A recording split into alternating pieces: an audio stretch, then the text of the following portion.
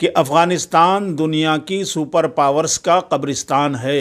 भारत में असल में इस वक्त ऐसे लोगों की या ऐसे गिरोह की हुकूमत है कि जो खुद अपना किरदार दोहरा रखता है। जो फ्रांस ने वहाँ रेजोल्यूशन पेश किया, जिसको भारत ने प्रिजाइड किया, और उसमें जो है तालिबान को मान्यता दी गई कि अब अफ़गानिस्तान को तालिबान चलाएंगे। जैसे हिंदुस्तान के मुजाहिदीन आज़ादी ने अंग्रेज़ों से अपनी आज़ादी की लड़ाई लड़ करके अपने देश को आज़ाद कराया था, वैसे ही उन्होंने अपने देश को आज़ाद कराया है। अगर अब कोई आदमी इंसाफ के साथ और ईमानदारी के साथ इस सच्चाई को कबूल कर लेता है तो तुम जो है उस पर मुकदमा लिखोगे कि देशद्रोह। इसमें देशद्रोह कहाँ से आ गया भाई? देखिए, आपको याद होगा गालिबन 1 से 1.5 महीना पहले भी आपने इसी तरह का या इससे मिलता जुलता कुछ सवाल किया था कि साहब वहाँ जो सूरत हाल हो रही उसमें आप क्या कहते हैं। तो मैंने उस वक़्त भी कहा था कि बहुत जल्दी अफ़गानिस्तान में तालिबान की हुकूमत होगी और होने जा रही है। तो अब वो सच साबित हो गया, आपके सामने है कि उस वक़्त हमने जो हालात का तज्ज़िया किया था और जो आलमी सियासी सूरत हाल को देखते हुए अफ़गानिस्तान की जो उस वक़्त की उठापटक थी और वो जो पूरा मंज़रनामा था उसका हमने जिस तरह से विश्लेषण किया था, तो मैं तो मुतमईन था उस रोज़ भी, और बाद में भी उसके बाद एक आध मरतबा फिर आपसे इस टॉपिक पे बात हुई तो मैंने उस वक़्त भी आपसे वही इत्मीनान का इजहार किया। और मैं आज भी कह रहा हूँ उस बात को कि मैंने उस रोज़ या उस वक़्त जो विश्लेषण किया था और जो हालात को मैंने अंदाज़ा लगाया था वो दुरुस्त साबित हुआ। और आज आपने देख लिया, जो सवाल आपने किया उसी से आपको पता चल गया कि अमेरिका जो है वहाँ से रातों रात भाग गया।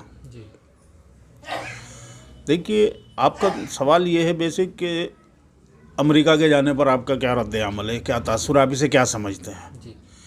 मैं ही नहीं बल्कि पूरी दुनिया के तमाम तज्ज़िया निगार, तमाम पत्रकार, सहाफ़ी, उन तमाम लोगों का मानना ये है कि यह 20 साल तलक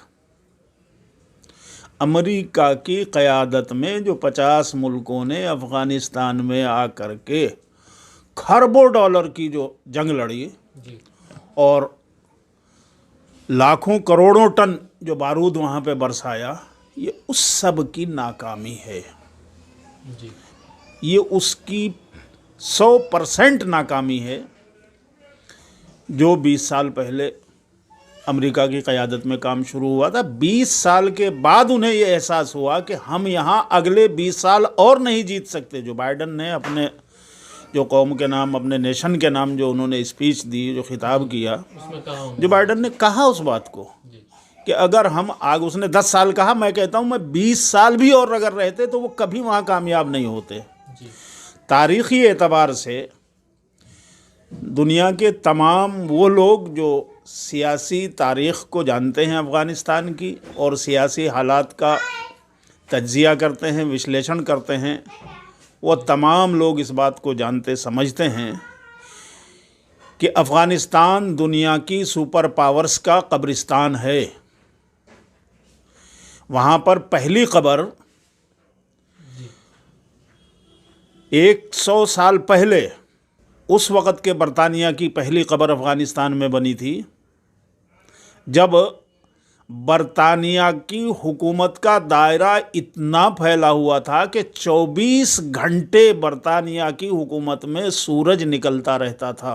अब हिंदुस्तान में दिन है, अब वहाँ बरतानिया में दिन है, उसके बाद 10 घंटे के बाद किसी और मुल्क में। इतना बड़ा वसी हल्का था, इतना बड़ा एम्पायर था उस वक़्त बरतानिया, दुनिया का सबसे बड़ी सुपर पावर। शायद इतनी बड़ी सुपर पावर अब हो भी ना पाए किसी की।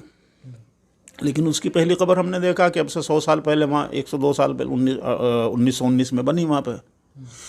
दूसरी खबर वहाँ पर दुनिया की सुपर पावर सोवियत यूनियन, रूस जो था, सोवियत रूस, उसकी खबर बनी। 80 के दशक में। और फिर अब आपके सामने जो है तीसरी सुपर पावर की कब्र जो है, उसका मज़ार अभी ताज़ा ताज़ा आपके सामने बना है कब्र वहाँ पर अफ़गानिस्तान में।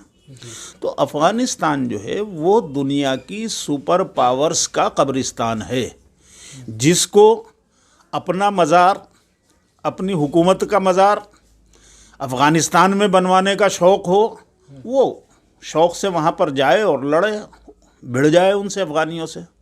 और हमेशा हर जंग में आप देखिएगा वो उसी तरह फटे हाल, टूटे जूते, फटे कपड़े, मैले कुचैले से हालात, मट्टी पे सोने वाले, घास में बैठने वाले, सो जाने वाले, उसी तरह से वो लड़ते आए। और इसी कसम पुरसी और इसी कहिए कि बेसरो सामानी के आलम में वो कलंदर कौम जो है बड़ी बड़ी सुपर पावर्स को वहीं पर दफन कर देती है। तो तीसरी कब्र वहाँ पर अभी अभी जो है वो अमेरिका बहादुर की बनी है, और अमेरिका के उन अलाइज की कि जो बड़े तुर्रम खां बन के जो है अचानक वहाँ पर 2001 में पहुँचे थे कि अब हम जो है इनके जो है बिल्कुल क्या कहते हैं, ईंट से ईंट बजा देंगे। वो ईंट से ईंट उनकी तो क्या बजाते, अपनी ईंट से ईंट निकाल के जो है अपनी दीवार को बिखरा के चले आए वहाँ से। भारत का नज़रिया आपके सामने है कि भारत में असल में इस वक्त ऐसे लोगों की या ऐसे गिरोह की हुकूमत है कि जो खुद अपना किरदार दोहरा रखता है। वो अपने मुल्क में तो चाहते हैं कि हम अपने धर्म की हुकूमत जो है वो दूसरों पर भी मुसल्लत करें, और अपने धर्म की मान्यताओं को अपने भारत के कानून की शक्ल में दूसरे धर्म के मानने वालों यानी माइनॉरिटीज़, मुसलमान, सिख, ईसाई, बौद्ध वगैरह वगैरह जो भी यहाँ पर माइनॉरिटीज़ हैं, वो ये चाहते हैं कि अपने धर्म की मान्यताएं भी इन तमाम माइनॉरिटीज़ पर, ख़ास तौर से मुसलमानों और ईसाइयों पर थोप दें, और अगर वो ना माने तो कानून बना बना करके ज़बरदस्ती थोपें। दूसरी तरफ दूसरे मुल्कों में जा कर के वो ये चाहते हैं कि साहब वहाँ पर जो है दूसरे लोग अपने मज़हब के क़वानीन को ना माने, वो अपने मज़हब के ख़िलाफ़ चलें, वो अपने मज़हब और अपने दीन के ख़िलाफ़ कानून बनाएं। तो ये दोहरा किरदार जब किसी मुल्क के बरसरे इक़्तिदार लोगों का हो जाए तो जाहिर सी बात है कि वहाँ फिर जो है इसी तरह का कन्फ्यूज़न क्रिएट होता है, जैसा आपने पिछले 1-1.5 महीने से हिंदुस्तान की हुकूमत और हिंदुस्तान की हुकूमत के सपोर्टर्स उन हलकों में, यानी जो पार्टी आरएसएस, बीजेपी, विश्व हिंदू परिषद, बजरंग दल, तोड़फोड़ दल, आतंक दल, फलां दल, ये जितने भी इस तरह के आतंकी जो संगठन जमा हो रहे हैं, वो सारे के सारे तो जो है इस तरह से बिहेवियर उनका दिखाई दिया है। और तमाम गोदी मीडिया, उसी में गोदी मीडिया भी उनका एक पार्ट है, तमाम खबरें चलाई, एक नैरेटिव सेट नहीं, मैं जो बात कहने जा रहा हूँ कि इन लोगों का पूरा जो कैरेक्टर है पिछले 1-1.5 महीने का तमाम, वो तो इस तरह का रहा है कि जैसे वो ये कह रहे हों कि मोदी की गवर्नमेंट को चाहिए कि अपनी फ़ौज को ले जा कर के कुदा दे अफ़गानिस्तान में और बस मार के भगा दे, वो तो तालिबानी हैं, आतंकवादी हैं, ख़तरा है, फलां है, क्या है। और दूसरी तरफ जो है आप ये चाहते हैं कि साहब अपने मुल्क में हमारे धर्म की मान्यताएं हम दूसरों पर भी मुसल्लत करें। तो ये डबल कैरेक्टर एक तो चलता नहीं है दुनिया में, इसको दुनिया देख रही है, और इसमें बहुत एक्सपोज हुआ है इस वक्त पूरा आरएसएस, पूरी बीजेपी और पूरे सत्ताधारी दल या उनके प्रवक्ता और मीडिया और फलां, ये जो भी है। अब मैं आता हूँ दूसरा एक उस पर कि एक है कैरेक्टर गवर्नमेंट का। गवर्नमेंट का मतलब उसके सर्वे सर्वा मोदी हैं। मोदी की परेशानी ये थी कि मोदी जो है अंदर से ये चाहते थे हुकूमत के अपने तकाज़ों और मजबूरियों की वजह से कि हमें अफ़गानिस्तान में जो भी हुकूमत आए, तालिबान की आए, वो पहले ये चाहते रहे कि भाई अशरफ गनी की हुकूमत बचे, किसी भी तरह से नहीं बच सकती थी वो, और न बची। हमने पहले भी उनको इशारा किया, कहा, ओपन कहा, आपकी के सामने भी कहा, लिखा भी कि हालात को समझना चाहिए, वक्त पर समझना चाहिए। समझदार हुक्मरान वो होता है जो हालात की पेशानी पर लिखे हुए को पहले से पढ़ ले कि आने वाला वक्त इस तरह का होने जा रहा है, और जो उसको ना पढ़ सके, ना समझ सके, तो वो नाअहल हुक्मरान होता है। हुक्मरान तो वो भी होता है, लेकिन वो नाअहल होता है, वो इसका अहल नहीं होता कि वो हुकूमत अच्छी चला सके। लेकिन बहरहाल मुल्क के हुक्मरान हैं।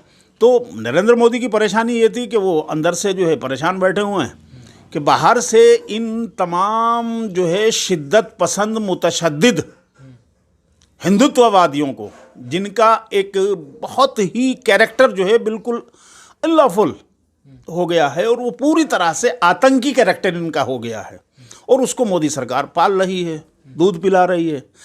अब उन लोगों को कैसे मुतमईन करें मोदी जी? चूंकि अगर वो डायरेक्ट उस वक़्त तालिबान से बात करते हैं तो फिर मोदी जी को ऐसे ही ये पूरे तंत्र जो हैं इसी तरह नक्कू बनाएंगे। जैसे आपको याद होगा कि एक लड़की के पासपोर्ट के मामले में मर गई वो सुषमा स्वराज, उस वक़्त विदेश मंत्री थी, उनको ट्रोल करके जिस तरह से इन्होंने नक्कू बनाया था। उनकी पार्टी की थी, विदेश मंत्री भी थी, बहुत बड़ी लीडर थी, बहुत इंटेलेक्चुअल थी। शायद इस सरकार में दो बड़े चेहरे जो इंटेलेक्चुअल्स थे, उनमें एक सुषमा स्वराज थी और एक जो है वो अरुण जेटली थे। तो जिस तरह से सुषमा स्वराज को भी इन्होंने ट्रोल किया था और नक्कू बनाया था, तो मोदी साहब को ख़तरा ये था कि अगर मैंने तालिबान से आगे बढ़ के इसी तरह से बात की तो मुझे भी ये नक्कू बना देंगे, और ऐसा इम्कान है। वजह उसकी ये है कि अभी आपने कुछ दिनों पहले, 2 महीने पहले ही वो हालात आपने देखे हैं कि यूपी में योगी आदित्यनाथ के नाम पर किस तरह से नरेंद्र मोदी को नचाया आरएसएस ने। चूँकि नरेंद्र मोदी, अमित शाह चाहते थे कि योगी को हटा दें, वहाँ से बदल दें। कोरोना काल में जो कुछ जिस तरह का वो सब हुआ है और तमाम सूरत हाल जो वहाँ की रही है, तो वो सारा सीन, चूँकि मोदी को तो चाहते थे कि भाई हम यहाँ से योगी को हटा दें, लेकिन आरएसएस बीच में आया और पूरा जोर लगाने के बावजूद मोदी ने हर मुमकिन कोशिश की कि हटा दिया जाए, लेकिन आरएसएस ने हर मुमकिन जोर लगाया कि नहीं हटा सकते और नहीं हटाने दिया।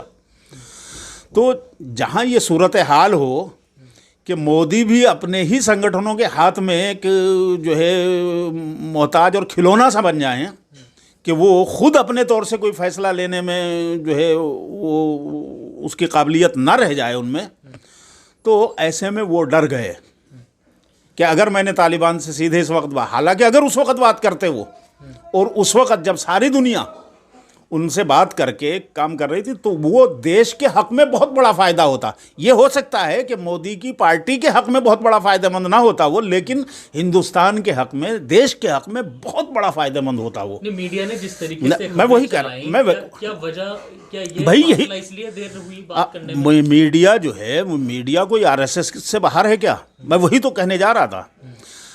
आपने सही कर लिया सवाल, हालांकि मैं खुद बगैर सवाल के भी वही बात कहने जा रहा था कि उसी पूरी वो जो अनासिर हैं, उन अनासिर का एक हिस्सा गोदी मीडिया है। और गोदी मीडिया ने सिर्फ उस वक़्त ही नहीं बल्कि आज भी, जब गवर्नमेंट ऑफ इंडिया जो है वो उनसे चैनल खोल चुकी है बात करने का, और उनसे बात चल रही है, और यूएन सिक्योरिटी काउंसिल की मीटिंग की सदारत, जो हिंदुस्तान की सदारत में जो रेजोल्यूशन पास हुआ, जो फ्रांस ने वहाँ रेजोल्यूशन पेश किया, जिसको भारत ने प्रिजाइड किया, और उसमें जो है तालिबान को मान्यता दी गई कि अब अफ़गानिस्तान को तालिबान चलाएंगे, और वहाँ से जो है वो आतंकवाद और वो सारा तो और टेररिस्ट तो ख़त्म हो गया, टेररिज्म तो। अब तो यूएन की मान्यता प्राप्त एक ऑर्गेनाइजेशन है तालिबान। तो अगर आज भी तो आप बात कर रहे हैं, और ये एक तरह से मैं समझता हूँ कि मोदी के लिए ये एक बहुत बड़ा कहते हैं सेटबैक भी है कि आप जिन तालिबान को कल तलक, अभी भी मोदी साहब ने भी वहाँ जाकर के गुजरात में सोमनाथ के मंदिर से जो भाषण दिया था, उसमें क्या कहा था कि साहब कुछ दिनों के लिए जो है ये आतंकी ताकतें जो है कामयाब हो जाती हैं, लेकिन ज़्यादा देर तक नहीं रुकती। आज आप उन्हीं आतंकी ताकतों से बात कर रहे हो, और बात ही नहीं कर रहे हो, आपकी सदारत में उनको आतंकी ताकतों की लिस्ट से बाहर किया जा रहा है, उनको मान्यता दी जा रही है कि ये आतंकी ताकतें नहीं है। तो तो इससे बड़ी भाई जलालत और क्या होगी।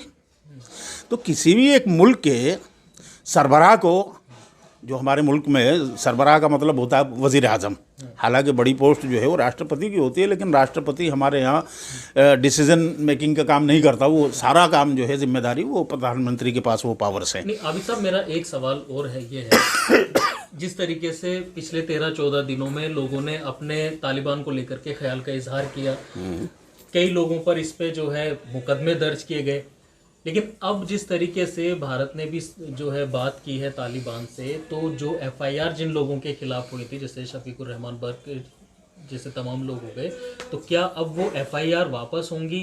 क्या इस पे कानूनी कार्यवाही कोई की जाएगी? देखिए, मैं वही कह रहा था, मैं बात को वहीं से फिर शुरू करता हूँ, उसी से जोड़ता हूँ, मैं उसी से जोड़ते हुए आगे बढ़ रहा था। देखिए, बात यह है कि इससे बड़ी खिफ़्फ़त नरेंद्र मोदी साहब के लिए और क्या होगी कि कल आप, अभी 2 हफ्ते पहले की बात नहीं हुई, 2 हफ्ते नहीं हुए पूरे उस बात को, कि आप जो है उनको आतंकवादी कह रहे थे। आज आपकी सदारत में जो है उनको एक मुल्क के हुक्मरान तस्लीम किया जा रहा है, और आज वो टेररिस्ट और फला फला वो सब गायब हो गया। तो इससे बड़ी खिफ़्फ़त क्या होगी? एक बात, ये मुल्क का नुकसान है, मुल्क की बेइज्जती है, ये नरेंद्र मोदी की नहीं है, ये मुल्क की बेइज्जती है जो आपने अपनी नादानी में कराई, और सिर्फ इसलिए कि आरएसएस के उन बेवकूफ़ लोगों को खुश करना आप चाहते हैं कि जो हिंदुस्तान की सभ्यता, हिंदुस्तान की गंगा जमनी तहजीब, हिंदुस्तान के मेल मिलाप, हिंदुस्तान के आपसी सद्भाव और भाईचारे को आग लगा करके अपनी धार्मिक नफरत और उन्माद को जो है यहाँ पे स्थापित करना चाहते हैं। उनको खुश करने के चक्कर में आप जो है इंटरनेशनल सतह पर भी ऐसे फैसले लेने लगे कि साहब इंटरनेशनल बिरादरी के सामने भी देश का सर झुका रहे हैं। तो एक तो ये खिफ़्फ़ती और ये बदनामी। दूसरी चीज़, आपने कहा कि साहब अब उन लोगों का क्या होगा। मैं कह रहा हूँ कि गोदी मीडिया ने और इन अनासिर ने जिस तरह से माहौल बनाया था, और टीवी चैनलों पे आपने देखा कि मुसलमानों की गर्दनें पकड़ के एक तरह से, जैसे कि ये मानवीय एतबार से हम कह सकते हैं कि उनके हलक में हाथ डाल करके बोलो तुम तालिबान को क्या मानते हो, तालिबान को क्या समझते हो, तालिबान को टेररिस्ट मान। आज मैं उनसे सारे अंधभक्तों से, उन अहमक बुद्धुओं से, उल्लुओं से पूछना चाहता हूं जो उस वक्त टीवी चैनलों पर बैठ करके वो एंकर जाहिल और वो डिबेट में शामिल रहने वाले पैनलिस्ट, उन जाहिलों से मैं पूछना चाहता हूं कि आज बताओ वो नरेंद्र मोदी से जाकर पूछेंगे कि नरेंद्र मोदी क्या मानते हैं? पूछे जरा जा करके, औकात पता चलेगी तुम्हें। तो मुल्क में नफरत का माहौल पैदा करना, मुल्क के अंदर मुल्क के बाशिंदे, एक मुल्क की पार्लियामेंट का मेंबर चुना हुआ लोकसभा का, अगर वो उस वक्त ये कहता है, जब पहले तो आप उनसे सवाल करते हो जा करके, एक एजेंसी जाती है एएनआई जो नेशनल एजेंसी है, न्यूज़ एजेंसी हमारी, वो जाकर के उसका नुमाइंदा उनसे सवाल करता है कि साहब तालिबान की जो वहाँ पे जीत रहे हैं उन पर आप क्या कहते हैं? वो कहते हैं कि मैं ऐसा ही समझता हूँ उनको कि उन्होंने लंबी लड़ाई लड़ करके, पहले रशिया से लड़ाई लड़ी और अब अमेरिका से लड़ाई लड़ करके अपना मुल्क को उन्होंने आज़ाद करा लिया अमेरिका से। तो क्या गलत कहा था शफीकुर रहमान बर्क ने? सच कहा उसने, बिल्कुल सच कहा उन्होंने। लेकिन इसी पर एफआईआर डॉक्टर शफीकुर रहमान बर्क ने गलत नहीं कहा था, झूठ नहीं कहा था। अगली बात उन्होंने एक और कही थी कि इसको आप अगर समझना चाहें यूँ समझ सकते हैं कि जैसे हिंदुस्तान के मुजाहिदीन आज़ादी ने अंग्रेज़ों से अपनी आज़ादी की लड़ाई लड़ करके अपने देश को आज़ाद कराया था, वैसे ही उन्होंने अपने देश को आज़ाद कराया है। तो इसमें गलत क्या है भाई? इसमें झूठ क्या है? ये सच्चाई है। अंग्रेज़ों के ज़माने में महात्मा गांधी, जवाहरलाल नेहरू, सरदार पटेल, मदन मोहन मालवीय, मौलाना आज़ाद, मौलाना हसरत मोहानी, मौलाना हुसैन अहमद मदनी और मौलाना अबुल कलाम आज़ाद और रफ़ी अहमद किदवाई और इस तरह के सैकड़ों लोग क्या बरसों तक जेलों की कोठरियों में नहीं रहे क्या? अंग्रेज़ों की हुकूमत में हिंदुस्तान में जब अंग्रेज़ों ने कब्ज़ा किया हुआ था, ये लोग जब आज़ादी की जंग लड़ रहे थे, क्या हमारे राम प्रसाद बिस्मिल, अशफाकुल्ला खान और तमाम वो ऐसे लोग जो आज़ादी के लिए वो हीरो हमारे आज हमारे हीरो हैं, चाहे वो शहीद भगत सिंह हो चाहे दूसरे लोग, वो आज हमारे हीरो हैं ना। लेकिन अंग्रेजी सरकार के दौर में वो बागी थे, उनमें से कईयों को सजाए मौत दी गई, कईयों को काला पानी की सजाएं दी गई। मौलाना फजल हक खैराबादी, काला पानी सैकड़ों लोग गए। माल्टा गए, शेखुल हिंद मौलाना महमूदुल हसन देवबंदी, मौलाना हुसैन अहमद मदनी, मौलाना वहीदुल हसन, उन कितने लोग वहाँ पर काले पानी वहाँ भेज दिया आपने माल्टा में, यूनान में जाकर के उधर। तो वो लोग तो बागी थे ना, अंग्रेज़ों के नज़दीक ये लोग बागी थे, लेकिन हमारे आज़ाद भारत के वो हीरो हैं, वो हमारे वो मोहसिन हैं जिन्होंने हम पर ये एहसान किया कि आज हम आज़ादी की फ़िज़ा में सांस ले रहे हैं, अपने मुल्क के आज़ादी की फ़िज़ाओं में और हवाओं में हम फैसले कर रहे हैं। उन्होंने जो है उस वक़्त की ग़ुलामी से हमें आज़ाद कराया, वो हमारे हीरो हैं। तो वही सूरत हाल तो उनकी भी होगी तालिबान की, कि भाई जो अमेरिका से उस वक़्त लड़ रहे थे, तो अमेरिका उन्हें ग्वांतानाबू में जेल में डाल रहा था, कि पाकिस्तान की जेलों में डाल रहा था, कहीं वहाँ अफ़गानिस्तान की जेलों में डाल रहा था, कहीं और ले जा कर के जेलों में डाल रहा था। उनके नज़दीक वो बागी थे, लेकिन अफ़गान कौम के नज़दीक तो वो हीरो हैं। और आज देख लीजिए आप अफ़गानिस्तान की तमाम न्यूज़ एजेंसियों की और टेलीविज़न्स की और तमाम उनकी जो है वीडियोज़ देखिए और वो ख़बरें देखिए, आज तालिबान को हाथों हाथ लेकर के जो है वहाँ की पब्लिक जो है सरों पे बैठा करके जुलूस निकाल रही। वो वहाँ के आज़ादी के हीरो हैं, हीरो हैं। लेकिन सवाल यही है कि जो तो मामले दर्ज अगर अब कोई आदमी इंसाफ के साथ और ईमानदारी के साथ इस सच्चाई को कबूल कर लेता है, तो तुम जो है उस पर मुकदमा लिखोगे कि देशद्रोह। इसमें देशद्रोह कहाँ से आ गया भाई? कहाँ से देशद्रोह आ गया? बताओ कौन सी, क्या संविधान में या कानून में, हमारे हिंदुस्तान के कानून में क्या दिखाइए मुझे कि कहाँ से इसमें देशद्रोह का मुकदमा बनता है? क्या जुर्म है? क्या जुर्म किया था उन्होंने? फिर आपने उसी पे बस नहीं किया कि डॉक्टर शफीकुर रहमान बर्क पे मौलाना सज्जाद नोमानी साहब ने जो है उनको मुबारकबाद दे दी सोशल मीडिया पे कि भाई आपको अपनी आज़ादी मुबारक। तो उस पर जो है साहब एक हंगामा, तमाम गोदी मीडिया लग गया। और एक वो जो नया कांग्रेस से कुफ्र करके बीजेपी पर ईमान लाया है, हेमंत बिस्वा शर्मा, वो आसामी, उसने तो वहाँ 16 मुसलमानों पर जो है वो सोशल मीडिया पे उन्होंने बेचारों ने लिख दिया कि तालिबान की आज़ादी हो गई, तालिबान ग़ुलामी से आज़ाद हो। तो उनको या उनको लाइक करने वालों को या किसी ने कह दिया तालिबान को मुबारक, तो उस पर उन्हें उठा करके जो है UAPA लगा दिया, जेलों में ठोंस दिया। कहाँ का कानून है भाई? ये दहशतगर्दी नहीं है क्या सरकारी तौर पर? मैं बहुत सीधे सवाल करना चाहता हूँ, हुकूमत से सवाल है ये, क्या ये सरकारी दहशतगर्दी नहीं है क्या कि एक आदमी कोई ऐसी बात कहता है जो आपकी पार्टी की पॉलिटिक्स को आपको सूट नहीं करती, लेकिन वो देश के संविधान के खिलाफ नहीं है, देश के कानून के खिलाफ नहीं है, आप उस पर UAPA, गद्दारी, देश से बगावत, देश के खिलाफ साजिश करने के इस तरह के मुकदमे लगाओगे तो ये सरकारी दहशतगर्दी नहीं कहलाएगी क्या? किस किस के मुंह को आप किस किस की ज़बान पकड़ोगे? तो इस तरह का माहौल बनाने वाले, अब मेरा अगला सवाल ये है कि अब जब प्राइम मिनिस्टर नरेंद्र मोदी की क़यादत में बनी हुई कमेटी, जिसमें हमारा national security adviser, home minister, defence minister और हमारा विदेश मंत्री, ये सारे लोग शामिल हैं, और वो कमेटी ने ये फैसला किया है कि अब हमें तालिबान से बात करनी है, इसीलिए उन्होंने दोहा कतर में जो बात की है एम्बेसी में। तो मैं ये कह रहा हूँ कि आप अब जब उनसे बात कर रहे हैं तालिबान से, तो क्या इन लोगों पर कायम किए हुए मुकदमे वापस लेंगे? और लेने चाहिए आपको। अगर आप वो मुकदमे वापस नहीं लेते और इन लोगों से माफ़ी नहीं मांगते, तो मैं समझता हूँ कि फिर आप दोहरा किरदार अदा कर रहे हैं। और दूसरी बात मैं कहना चाहूँगा गवर्नमेंट ऑफ इंडिया को, देखिए दोहरा किरदार जब हम अपनाते हैं, दुनिया हमारा मजाक उड़ाती है। ये सिर्फ इन फैसलों का असर या इस गोदी मीडिया को सिर्फ हिंदुस्तान में बैठे हुए ये अंधभक्त नहीं देख रहे हैं आपके, इसको सारी दुनिया देख रही है। और जब यहाँ पर ये बेहुदा बकवास हाँकी जाती है, एक तरफ गवर्नमेंट ऑफ इंडिया तालिबान से बात कर रही है अपने नेशनल इंटरेस्ट में, और दूसरी तरफ गोदी मीडिया जो RSS के इशारों पर नाच रहा है, वो जो है आज भी तालिबान को उसी अंदाज में कि वो आतंकवादी, वो फलां, वो ये सारा जो है ड्रामेबाजी जब दुनिया देखती है तो एक तो हंसती है, दूसरे वो इसका भी विश्लेषण करते हैं कि ये दोहरा कैरेक्टर हम पेश कर रहे हैं। तो हमें कहीं भी किसी भी विदेश मामले में हमें किसी भी विदेश नीति में एक तो इस गोदी मीडिया की ज़बान को लगाम देने की ज़रूरत है कि ये गवर्नमेंट से आगे बढ़ कर के जो है गवर्नमेंट की पॉलिसी तय करने वाला कौन होता है। जो चीज़ हमारे संविधान में नहीं है, जो चीज़ कानून में नहीं है, ये कैसे व्याख्या कर देंगे उसकी। ये देश को भी आग लगा रहे हैं और ये विदेश में भी हिंदुस्तान को जलील करवा रहे हैं।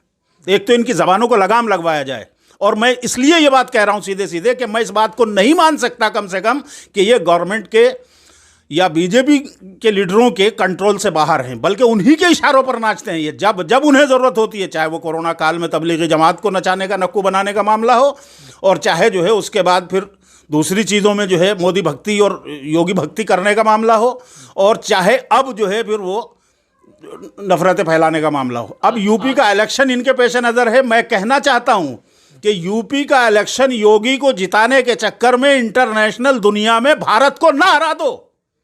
अगर तुमने भारत को हराया और जलील कराया और मोदी को जिताया तो मैं समझता हूं कि तुमने हिंदुस्तान के साथ सबसे बड़ी गद्दारी की है जो नहीं की जानी चाहिए। सभी अहम खबरों के लिए न्यूज़ MX को सब्सक्राइब करें, साथ ही बेल आइकॉन को जरूर दबाएं। लाइक, शेयर, कमेंट करना ना भूलें।